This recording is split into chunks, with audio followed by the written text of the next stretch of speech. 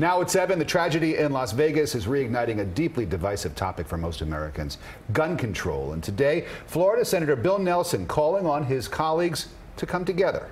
We've got to change our ethic in this country. We've got to put humanity over our politics. The extremism in politics is driving us apart, and we've got to come together. And we are joined tonight, and we're glad we are, by 2 former members of Congress who are touring the country and the state addressing this very issue of division and gridlock in Washington. As a Republican, David Jolly represented a Democratic-leaning district near Clearwater, and Patrick Murphy was a Democrat in a Republican-leaning area of Jupiter. Gentlemen, thank you so much for joining us. Thank you. Welcome. We're very glad to have you. So let's talk about gun control. It's something we have to talk about in light of this most recent mass shooting. Is this something that will bring everyone together? Normally, Republicans and Democrats are on different sides of the aisle when it comes to this issue.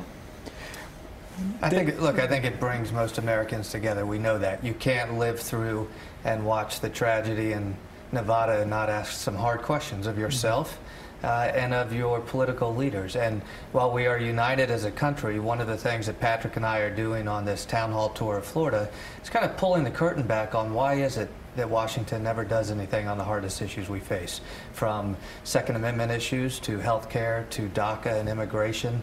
There really are some structural problems where we see the breakdown, and I think that's why the American people across the state are so frustrated. But how about gun control in particular? Well, David has a story maybe he'll elaborate on about a disappointment, but I'll tell you in my experience and our orientation after I was first elected to the Congress, it's orientations like starting college, and we were there, all the new members of Congress, and we found out that Sandy Hook had happened. Elizabeth Esty, the congresswoman that represented that school where all those young children were shot, ran out of the room crying. We all said, you know, we are going to do something about this. No matter what, we have to do something.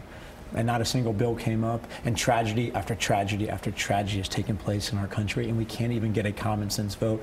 And Congressman Jolly has a story that's pretty frustrating, that sheds a lot of light on the problems in Washington, D.C. I'll tell you, I don't think anything happens in Washington on gun issues after Nevada, and it should be heartbreaking.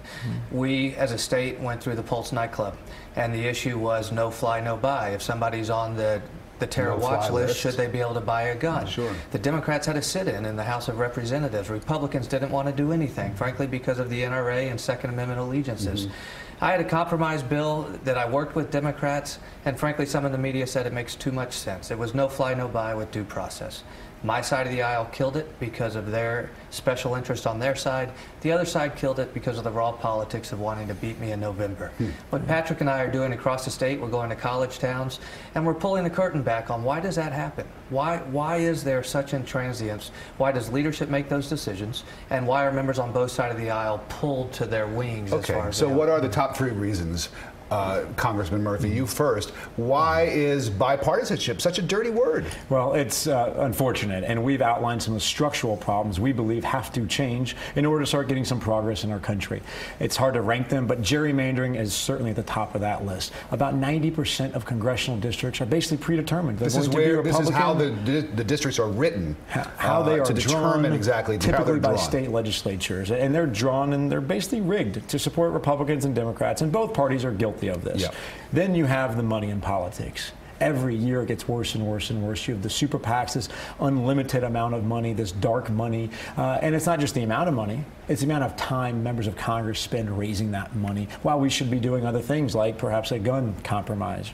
Number 3, the media, no offense, right? But we are all guilty of continuing to read news that supports our own current beliefs. And the networks are continuing to become more and more partisan in many ways, but not just that. It's social media as well. We are going to websites that are confirming our current beliefs or following people that have a certain view.